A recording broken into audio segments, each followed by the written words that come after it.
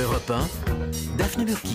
Et vous écoutez Europe 1, oui, et nous sommes toujours avec Françoise Hardy qui est notre invitée ce matin. On n'arrête pas de parler avec cet album Personne d'autre, magnifique album que vous pouvez trouver partout dorénavant, qui marche très fort. Et lui, eh bien lui c'est Julien Schmitt. Bonjour Julien. Bonjour tout le monde, comment allez-vous ? Super. Bon, super, je suis content de vous voir Françoise, vraiment. Mais moi aussi. Ah merci, j'attendais que ça. Alors moi je suis venu un petit peu évoquer des anecdotes et périodes de votre vie que les gens, et vous-même d'ailleurs, ne connaissaient pas. Ah oui, premier scoop, vous êtes né le 17 janvier.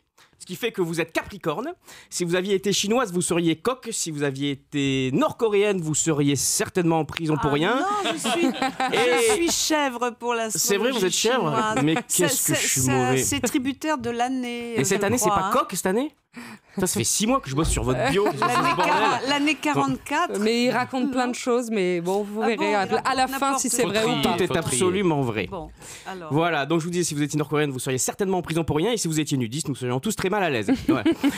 Vous passez votre enfance à Paris, l'âge est bon, et dans le strict respect du darwinisme, vous grandissez et devenez adolescente. Et comme beaucoup d'adolescents qui rêvent de jouer du piano, de la batterie ou du saxophone, vos parents, eux, vous offrent une guitare. Voilà, ça, c'est assez étrange cette manie qu'ont les parents d'offrir des guitares à leurs enfants. Faut vraiment qu'ils arrêtent, ça casse les couilles à tout le monde, excusez-moi.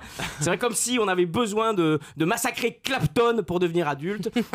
Enfin bon, bref, avec la guitare, vous me direz, on s'en sort pas trop mal. Je dis pas non plus aux gens d'acheter des cornemuses à leurs gamins, hein.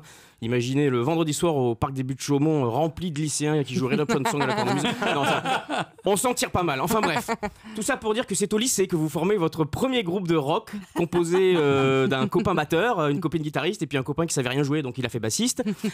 Et dans votre fougue juvénile, vous appelez ce groupe les Rolling Stones. Mais on vous dit très vite que c'est déjà pris quoi. Alors vous changez pour les Beach Boys, mais c'est aussi pris. Et même déconvenu donc avec les noms qui suivent. Les Jackson 5, Charles Aznavour, Prise Unique, Renaud 16 Courchevel et j'en passe.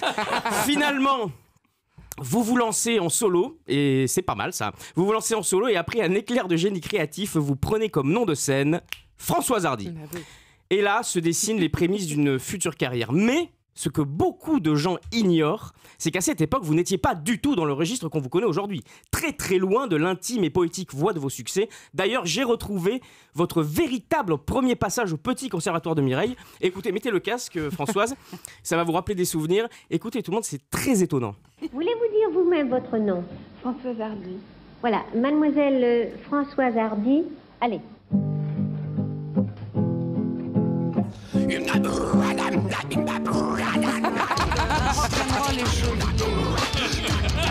Voilà, alors on reconnaît quand même le timbre de votre voix, mais et d'ailleurs c'est pas tant la musique qui coince à cette époque-là pour les producteurs, c'est plus vos textes hein, sur l'émasculation des anges de l'enfer, etc. En pleine période des yéyés, ça freine quelque peu les professionnels, hein, parce que c'est vrai qu'à cette époque-là, c'est les yéyés, et les yéyés, c'est sympa les yéyés, c'est léger, c'est dansant, c'est pas le texte, ça c'est sûr, mais c'est pas grave. Hein, c'est vrai qu'on aurait du mal à imaginer Sheila protester contre la guerre du Vietnam. Oh oh oh yeah yeah yeah oh yeah yeah oh oh oh Chimine les copains les copines, ça marche pas. Ça ne marche pas. Donc le métal en France dans les années 60, c'est un peu tôt, hein, comme le disait récemment Francis Lalanne à son psy, le public n'est pas prêt. C'est une grosse déconvenue pour la jeune artiste que vous êtes et vous décidez alors de prendre un petit peu de recul et partir vivre un temps en Allemagne à Kaiserslautern.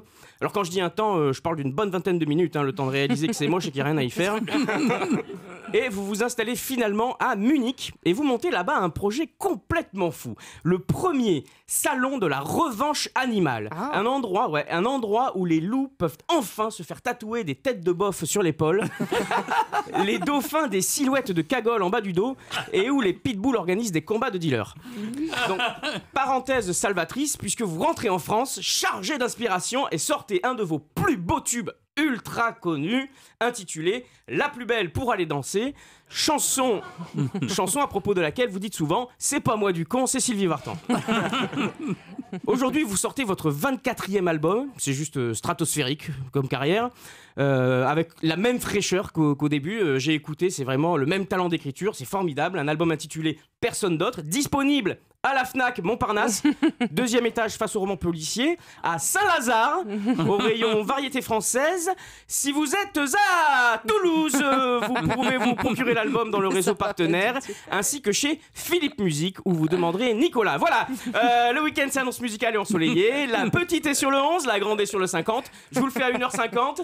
Et belle journée sur les ondes d'Europe 1.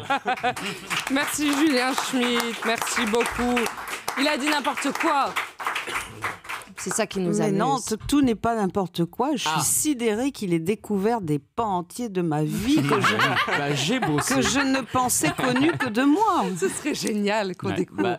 Vous avez déjà chanté du métal à un moment donné dans votre vie? Vous avez déjà essayé de faire la grosse voix? Plein de fois, mais je n'ose pas le dire. J'aimerais bien réécouter cet extrait, j'aimais bien. C'est vrai. Bon, peut-être tout à l'heure. En tout cas, la Fnac Montparnasse va être prise d'assaut. Oui, ça c'est sûr.